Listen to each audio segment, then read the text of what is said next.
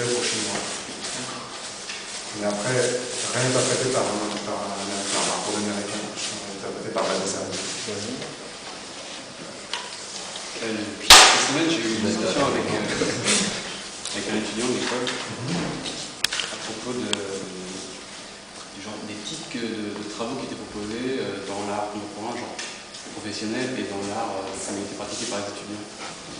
Et il a dit un truc qui était, à mon avis, pas forcément super intéressant, mais en tout cas que je prends pour base. C'était, il a fait une espèce de typologie en disant oui, de toute façon, moi j'ai bien compris comment ça marche.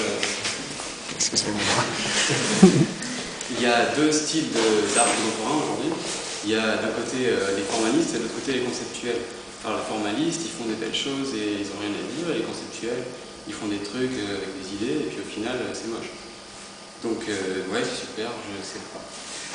En tout cas, du coup, ben moi je me suis un peu posé un peu des questions cette semaine par rapport à toute l'orientation du cours, qui était un peu sur critiquer l'art contemporain, critiquer la critique, ou pas. Et puis je me suis dit au final que je préfère aller dans le sens de la critique pour une fois, pour essayer de la rendre un peu consistante à mon sens, et puis aussi peut-être de donner des arguments contre.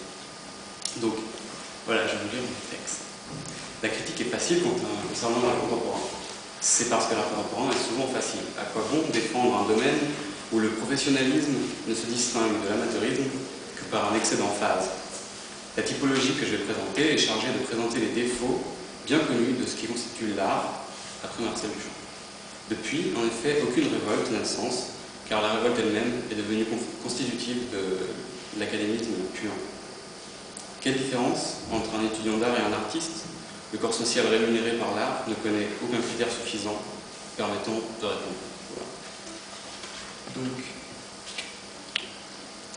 moi je propose donc une typologie de l'art. Ça marchera.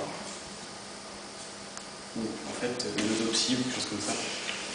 Donc d'un côté, on a l'art qui est déjà cuit, qui est déjà tout prêt à être bouffé, fait de recettes et de choses préfabriquées. Facile et vulgaire.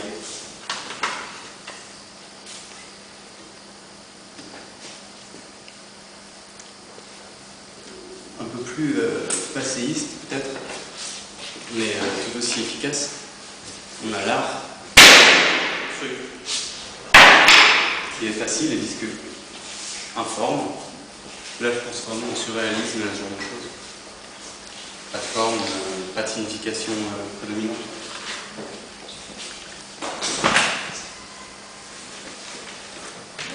Ensuite, on a l'art vide, creux, c'est-à-dire une forme, parce que l'autre appelait l'art formel, mais qui n'a aucune réflexion derrière, ou en tout cas une réflexion si superficielle qu'elle n'existe pas.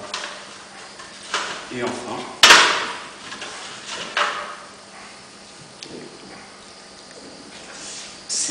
c'est pas un truc vraiment précis, mais on va dire que ça existe. C'est l'art éthéré, ce sera conscient et violent. Donc ça se réfère pas vraiment, j'ai pas de grande référence à donner par rapport à ça, par peut-être la musique noise ou bien le théâtre de la cruauté, ce genre de choses. Voilà, moi j'ai conclu avec la fin de mon texte. Le caractère arrogant commun à toutes ces formes de l'art d'aujourd'hui ne permet aucune distinction. Une hiérarchie des genres d'arrogance pourra être faite une autre fois qui les opposera selon les propos qu'elles servent. Mais la prétention n'est pas intrinsèquement médiocre. Or, la médiocrité ne peut s'affirmer sans arrogance. Qu'est-ce que le médiocre? C'est la réalisation d'une forme inutile lorsqu'elle est crue nécessaire et universalisable par son auteur. Mais aucune forme, en réalité, ne va de soi. Toutes sont artificielles, tous les propos sont vains. Après avoir pris conscience de cet aspect répugnant de l'art de manière scolaire, ma seule envie est de m'enfermer dans un hermétisme pseudo-mystique. C'est fini. Voilà.